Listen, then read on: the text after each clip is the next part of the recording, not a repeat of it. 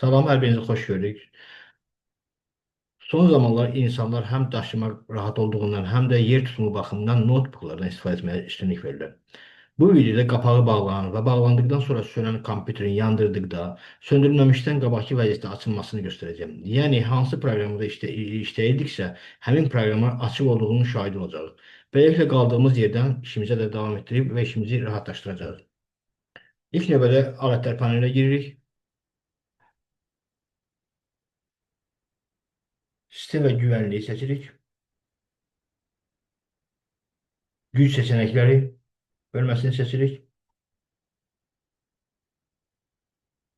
Qapaq bağlananda nə edəcəyini seçin və bu hissəni seçirik.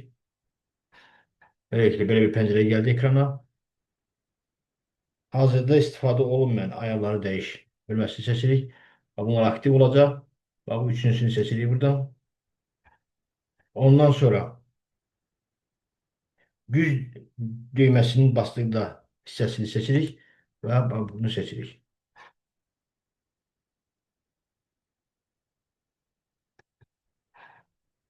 Etdiyimiz dəyişiklikləri yaddaşa veririk. Bundan sonra kompüterin qapağını bağlayırıq və kompüteri söndürürük. Növbəti dəfə kompüter açıldıqda görəcəyik ki, aktiv olan bütün proqramlar hazır vəziyyətdədir və işimizi ondan sonra qaldığımız yerdən davam etdiririk.